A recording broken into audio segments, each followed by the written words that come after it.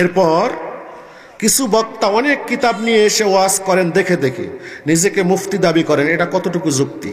বস্তায় বস্তায় কিতাব গাধার পিঠে উঠিয়ে দেওয়া হয়, গাধা কি পণ্ডিত? দ্বিতীয় নম্বর, আহলে হাদিসরা নবী করিম সাল্লাল্লাহু আলাইহি ওয়া আলিহি ওয়াসাল্লামের মা বাবাকে জাহান্নামী মনে করেন। জোরে বলুন নাউযুবিল্লাহ। পানের সাথে জর্দা খাওয়া হালাল নাকি হারাম? কি এই লামাজাবিদের ফতোয়া চলে এসেছে আপনাদের কাছে? প্রিয় হাজরিন, এরপরে বলেছেন আমরা কবরওয়ালাকে সালাম দেই, কিন্তু ওহাবিরা নবীজিকে দাঁড়িয়ে সালাম দিতে বাধা দেয় কেন? আল নূর ইসলামিক টিভি, আহলে সুন্নাত ওয়াল জামাতের মুক্তির পথ। নবীজির প্রতি ভালোবাসার কয়েকটা মূলনীতি, তন্মধ্যে একটা মূলনীতি হচ্ছে মান আহাব্বা শাইআন আকসারা যিকরাহ, যে যাকে মোহাব্বত করে সে তার আলোচনা বেশি বেশি করে। সুবহানাল্লাহ। কি মূলনীতি মনে থাকলো?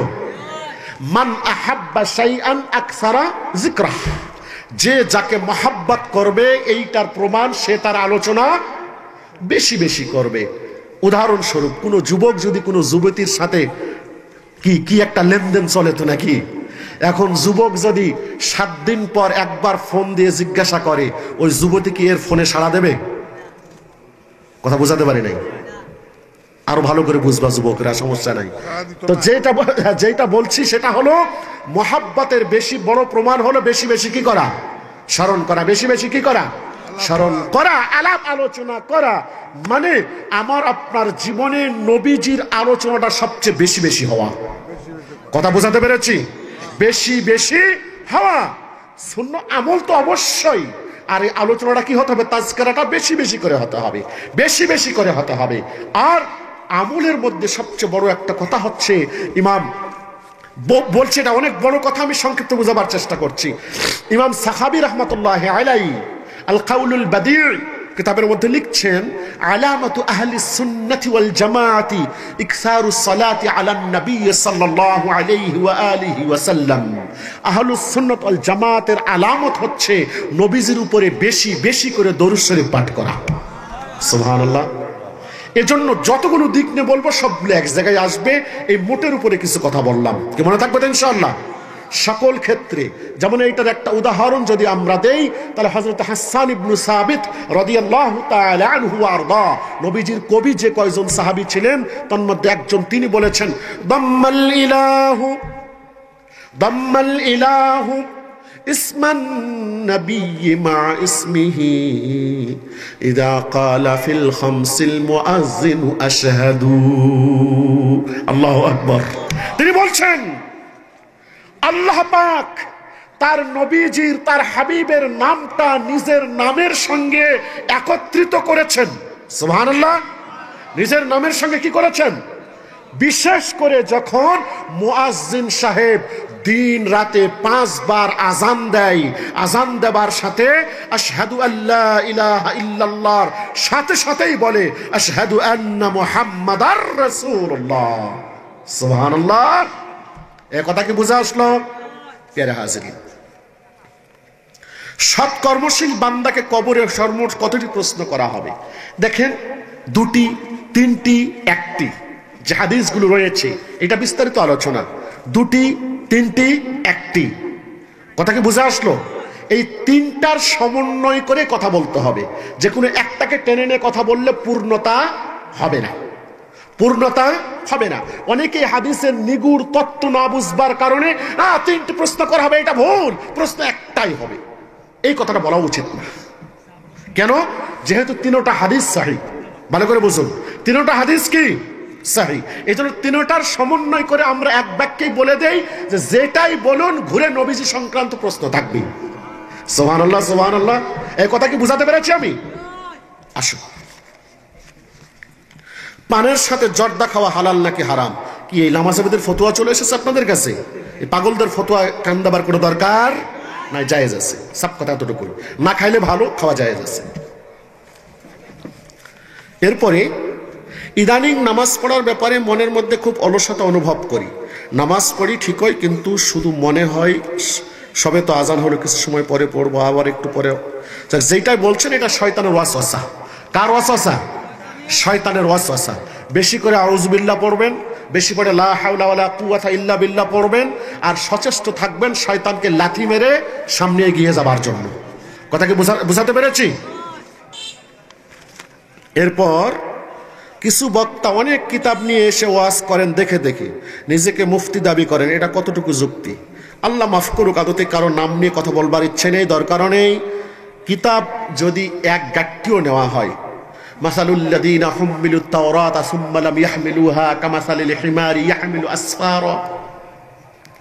গাধা যদি বস্তায় বস্তায় কিতাব গাধার পিঠে উঠিয়ে দেওয়া হয়, গাধা কি পণ্ডিত? কি কথা বোঝাতে পেরেছি আমি? এজন্য এই আয়াতটা পড়ে আমি বুঝিয়ে দিলাম, মাসালুল্লাযীনা হুম্মিলুত তাওরাতা সুম্মা লাম ইয়াহমিলুহা কামাসালিল হিমারি ইয়াহমিলু আসফারা। বস্তা বস্তা কিতাব নিয়ে এসে পড়ে, আউযুবিল্লাহ পড়তে গেলে 36টা ভুল বের হয়। তেলাওয়াত যাদের সহিহ না, এরা কিতাবের বোঝা দিয়ে কি করবেন আপনি? দরকার আছে কিছু? দরকারই নাই। দ্বিতীয় নম্বর, আহলে হাদিসরা নবী করিম সাল্লাল্লাহু আলাইহি ওয়া আলিহি ওয়াসাল্লামের মা বাবাকে জাহান্নামী মনে করেন। জোরে বলুন নাউযুবিল্লাহ। আদতেই এই ভুলটা তৈরি হয়েছে একটা হাদিসকে না বুঝবার কারণে। একটা হাদিসকে না বুঝবার কারণে। এটা সহিহ মুসলিমে হাদিসটা আছে। সে হাদিসের শেষের অংশ হচ্ছে ইন্না আবি ওয়া আবাকা ফিন্নার। এটা মুসলিমের, সহিহ মুসলিম, একটু সহজে বুঝবেন। হাদিসটার শেষের অংশ হচ্ছে ইন্না আবি ওয়া আবাকা ফিন্নার। একদিন এক সাহাবী নবীজির কাছে এসে বলছেন, ইয়া রাসূলুল্লাহ সাল্লাল্লাহু আলাইহি ওয়া আলিহি ওয়াসাল্লাম, আমার বাবা তো অনেক আগে ইন্তেকাল করে গেছেন জাহেলিয়াতের কুফরি অবস্থায়। আমার বাবা কোথায়? তার স্থানটা কোথায় হবে? আমি তো মুসলিম। নবীজি বললেন জাহান্নামে, যেহেতু ঈমান ছাড়া জাহান্নামে চলে যাবে। তখন সাহাবীর মনটা খারাপ, স্বাভাবিক, খারাপ হওয়াটা কি স্বাভাবিক ব্যাপার। তখন নবীজি পরক্ষণে বললেন, আমি বিস্তারিত বলছি না, মুসলিমের সংক্ষিপ্ত বলছি। নবীজি বললেন ইন্না আবি ওয়া আবাকা ফিন্নার। তুমি মন খারাপ করিও না, তোমার পিতা আমার পিতা দুজনেই জাহান্নামে। এইটা হচ্ছে মুসলিমের হাদিস। এখন এই যে আবুন শব্দটা আসছে, আব মানে পিতা, আব মানে কি পিতা। এখান থেকে যারা হাদিসটার নিগুড় তথ্য বোঝেনি, এক। দ্বিতীয়, হাদিসটার মতন নিয়ে অর্থাৎ মূল ভাষ্যনীয় কথা আছে। হাদিসের মূল ভাষ্যনীয় কথা আছে। মূল ভাষ্যনীয় কথাটা এই পাবলিক সমাজে বলা ঠিক নয়, এজন্য আমি ওইটা বলছি না। আমি মূল বিষয়টা বুঝিয়ে দেওয়ার চেষ্টা করছি। প্রত্যেকটা ভাষায় কিছু শব্দ আছে যেগুলো দুটা, তিনটা, চারটা অর্থে ব্যবহার হয়, আছে না এরকম? যেমন আমাদের নওগাঁ এলাকা, সাবেক রাজশাহী বর্তমান নওগাঁ, আমার যেটা হোম ডিস্ট্রিক্ট, নওগাঁ এলাকায় আমরা আমার বাবার বড় ভাইদেরকে বড় আব্বা বলে ডাকি, আমার বাবার ছোট ভাইদেরকে ছোট আব্বা বলে ডাকি। আমাদের পরিবারের কথা বললাম, আমাদের এলাকার কথা বললাম। কথাকে বুঝাতে পেরেছি? বাবার বড় ভাইকে কি বলে ডাকি? বড় আব্বা। আর বাবার ছোট ভাইকে বলি ছোট আব্বা। তাহলে কি সবগুলাই কি আমার বাপ? এই কথা বুঝাতে পারি নাই? সবগুলাই কি আমার বাপ হয়ে গেছে? আরো উদাহরণ দেই, আপনি আপনার জন্মদাতা বাবাকেও বাবা বলেন, আপনার স্ত্রী বাবাকেও কি বলেন? দুইজনকে এক। কথা বুঝাতে পেরেছি? দুইজন এক নয়। তাহলে বাবা শব্দটা অন্য অর্থ ব্যবহার হয়। আরবিতেও আবুন শব্দটা, আব শব্দটা চাচা অর্থে ব্যবহার হয়। কি অর্থে ব্যবহার হয়? চাচা, আব অর্থে ব্যবহার হয়। আর বিশেষ করে হযরতে আব্দুল্লাহ ইবনে আব্বাস রাদিয়াল্লাহু তাআলা আনহুমা থেকে বিশুদ্ধ সনদে হাদিস বর্ণিত হয়েছে, যেখানে তিনি স্পষ্ট বলে দিয়েছেন যে এটা এই আবুন শব্দটা আম্মুন অর্থে এসেছে, পিতা শব্দটা চাচা অর্থে এসেছে। কি অর্থে এসেছে? চাচা অর্থে এসেছে। বিধায় এখান থেকে, হাদিস থেকে সরাসরি ইন্না আবি, আমার পিতা বলতে নবীজির পিতাকে বোঝানো যাবে না। কারণ কোরআনে কারীম স্পষ্ট, একটু কোরআনে কারীমের তাফসীর যদি আমরা বুঝি তাহলে স্পষ্ট হয়ে যাবে, রব্বানা ওয়াজআলনা মুসলিমাইনি লাকা ওয়া মিন যুররিয়াতিনা উম্মাতাম মুসলিমাতাল লাক ওয়া আরিনা মানাসিকানা ওয়া তুব আলাইনা। এই যে আয়াতে কারিমা সূরাতুল বাকারার মধ্যে, কি বিরক্ত হয়েছেন আপনারা? সংক্ষিপ্ত বলে দিচ্ছি আমি, দেখুন অনেক সময় চলে গেছে। আল্লাহ পাক ওখানে বলছেন, হযরত ইব্রাহিম আলাইহিস সালাতু ওয়াস সালাম দোয়া করছিলেন কাবা আল মুশাররফা তৈরির পরে। কি দোয়া করলেন? রব্বানা ওয়াজআলনা মুসলিমাইনি লাকা ওয়া মিন যুররিয়াতিনা উম্মাতাম মুসলিমাতাল লাক রব্বুল আলামিন আমাদের দুইজনকে মুসলিম হিসাবে কবুল করে নাও, সুবহানাল্লাহ। ওয়ামিন যুররিয়াতিনা উম্মাতাম মুসলিমাতাল লাক, এবং আমাদের বংশধরদের মধ্য থেকেও একটা দলকে মুসলমান হিসেবে কবুল করে নাও, সুবহানাল্লাহ। একটা দলকে কি হিসাবে কবুল করে নাও? মুসলমান হিসেবে কবুল করে নাও। আসুন, এটা গেল আয়াত। পরক্ষণে হযরত ইব্রাহিম ইসলাম কি দোয়া করছেন? রব্বানা ওয়াবআস ফীহিম রাসূলাম মিনহুম ইয়াতলু আলাইহিম। পরের আয়াত ভালো করে বুঝুন। তাহলে কি দোয়া করলেন? রব্বানা, হে আমাদের রব, ওয়াবআস ফীহিম রাসূলা, আপনি তাদের মাঝে একজন রাসূল পাঠাবেন। কার মাঝে? তাদের মাঝে, তাদের মধ্যে একজন রাসূল পাঠিয়ে দিন। এখন এখানে প্রশ্ন হলো, এই ভালো করে বুঝুন, এই বাচ্চারা দাঁড়াও। প্রশ্ন হলো, তাদের মধ্যে একজন রাসূল পাঠান, তারা কারা? বাংলা ভাষা একটা নিয়ম আছে না, সর্বনাম আগে ব্যবহার হয় নাকি বিশেষ্য আগে ব্যবহার হয়? কথা বোঝেন নাই? সর্বনাম আগে ব্যবহার হলে মূল্য থাকবে, আগে না বিশেষ্য থাকতে হবে, এরপরেও সর্বনামের ব্যবহার হতে হবে। আব্দুর রহিম ভালো ছেলে, সে স্কুলে যায়। এখন আব্দুর রহিম নাম না নিয়ে যদি বলি সে ভালো ছেলে, সে স্কুলে যায়, সে কে? প্রশ্ন বুঝাতে পারলাম? তা আগে বিশেষ্য লাগে, পরে কি লাগে? সর্বনাম লাগে। তা আরবিতেও আগে এসএম লাগে, পরে দমির লাগে। তো এখানে বলা হয়েছে ফিহিম, তাদের মধ্যে। তারা কারা? কাদের মধ্যে? এই আয়াতের বিশ্লেষণটা আগের আয়াতে পাওয়া যায়। তারা কারা? ওই যে হযরত ইব্রাহিম আলাইহিস সালাম দোয়া করলেন, কি দোয়া? ওয়ামিন যুররিয়াতিনা উম্মাতাম মুসলিমাতাল লাক, আল্লাহ আমাদের দুজনকে তো আপনি মুসলমান হিসেবে কবুল করবেনই, সাথে আমাদের বংশধরদের মধ্যে একদল মুসলমান রাখবেন, সুবহানাল্লাহ। আমাদের বংশধরের মধ্যে কি রাখবেন? একদল মুসলমান রাখবেন। আর আমাদের বংশধরের মধ্যে যে দল মুসলমান আপনি রাখবেন, ওয়াবআস ফীহিম, ওই মুসলিম দলের মধ্যে শেষ জামানার নবীকে আপনি পাঠাবেন। কথা কি বুঝাতে পারলাম আমি? এই আয়াতটা একটু গভীরভাবে চিন্তা করলেই স্পষ্ট হয়ে যায়, নবীজির পিতামাতা যে বংশে এসেছিলেন তারা কি ছিলেন? মুসলিম ছিলেন। তারা কি ছিলেন? এটার থেকে সহজে বোঝা যায়। আর বিস্তারিত ব্যাখ্যায় গেলাম না, মনে রাখবেন ইমাম জালালউদ্দিন সুয়ুতী রহমাতুল্লাহি আলাইহি একাই এই বিষয়ে 6টা কিতাব লিখেছেন, রিসালা লিখেছেন। কয়টা? 6টা। এটা দেখলে যথেষ্ট হয়ে যাবে, আর বেশি কিছু বলতে চাই না। প্রিয় হাজরিন, এরপরে বলেছেন আমরা কবরওয়ালাকে সালাম দেই, কিন্তু ওহাবিরা নবীজিকে দাঁড়িয়ে সালাম দিতে বাধা দেয় কেন? যাক, আদতেই এগুলো মানে প্রশ্নগুলো আর কি বারবার আর ভালো লাগে না। নেটে সার্চ দেবেন, বেশ কয়েকটা মিলাদ কিয়ামের বাহাস আমার নামে সার্চ দিলে পেয়ে যাবেন, বেশ কয়েকটা। আল্লাহ পাকের মেহেরবানি, বলতে চাই না, প্রায় 50-এর কাছাকাছি বাহাস মুবাহাসা আল্লাহ পাকে পর্যন্ত করিয়ে নিয়েছেন বিভিন্ন বিষয়ে।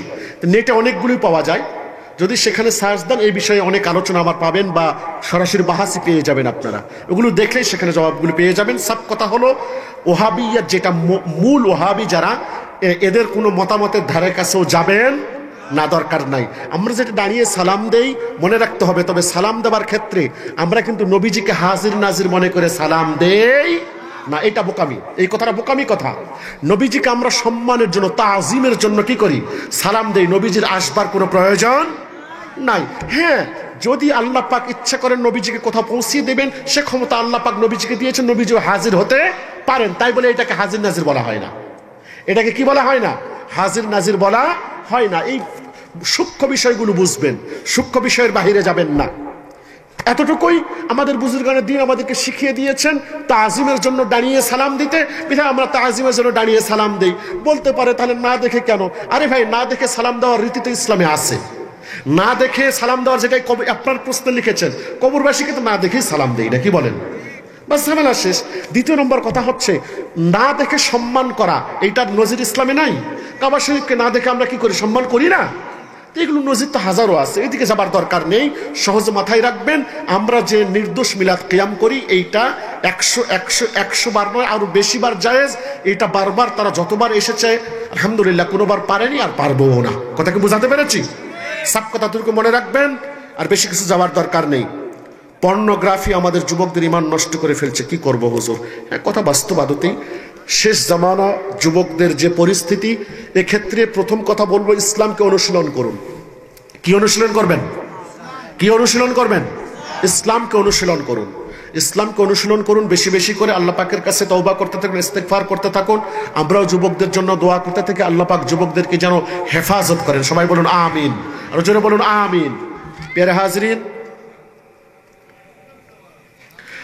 আমি তো কথা আগেই বাড়াবো না বলছি, তারপরে অনেক বাড়িয়ে ফেলেছি, সমস্যা নেই। আমি আমার কথা এখানে শেষ করে দিচ্ছি আজকের জন্য। আদতে আমি তার বক্তা হিসাবে না, আমি আপনাদের সামনে একটা আলোচক হিসেবে আলোচনা করে গেলাম, হয়তো কষ্ট হয়েছে আপনাদের। তোমাদের বিষয়ভিত্তিক আলোচনাগুলো আপনারা ঠিক রাখবেন নিয়মিত, এবং বিজ্ঞ আলেমদেরকে আলোচক হিসেবে দাওয়াত দিয়ে তাদের আলোচনাগুলো শুনবেন, যেন জনগণ সেখান থেকে কিছু খোরাক নিতে পারে। কথা বোঝাতে পেরেছি? যেমন আলহামদুলিল্লাহ আমার ভাই মাওলানা মারজান আহমদ ফুলতলি, উনি যথেষ্ট গবেষণামূলক কথাবার্তা বলেন, বিষয়ভিত্তিক আলোচনাগুলো করেন। এখান থেকে যুবকদের শিক্ষা নিতে হবে, এবং আলোচকদেরকে অনুরোধ করবো আপনারা শিক্ষা নেন এগুলো থেকে। এই আজে বাজে গল্প গুজব করে আর কাটিয়ে কি করবেন? এই সমাজকে নষ্ট করবার কোনো দরকার। আর আয়োজকরা আপনারাও একটু সতর্ক থাকবেন, সাবধান থাকবেন। টাকা দিয়ে কমেডিয়ানদেরকে কেন আনবেন আপনারা? দরকার নেই তো, দরকার নেই ভাই। তো আল্লাহ সুবহানাহু ওয়া তাআলা আমাদের যুবক ভাইদের এই মাহফিলটাকে কবুল করে নিক, আমিন। যুবকদের এই শ্রমগুলোকে কবুল করে নিক। যুবকদেরকে আল্লাহ পাক সকল প্রকার মাদকাসক্তি বা যুবকদেরকে এই পর্নোগ্রাফি সহ সকল অন্যায় অশ্লীলতা থেকে হেদায়েতের পথে রব্বুল আলামিন তার নবী আকরাম সাল্লাল্লাহু আলাইহি ওয়া আলিহি ওয়াসাল্লামের কদম মুবারকের ওসিলায় ফিরিয়ে দিক, কবুল করে নিক। সবাই বলুন আমিন। ওয়া আখির দাওয়ানা আলহামদুলিল্লাহি রাব্বিল আলামিন। আসসালামু আলাইকুম ওয়া রাহমাতুল্লাহ।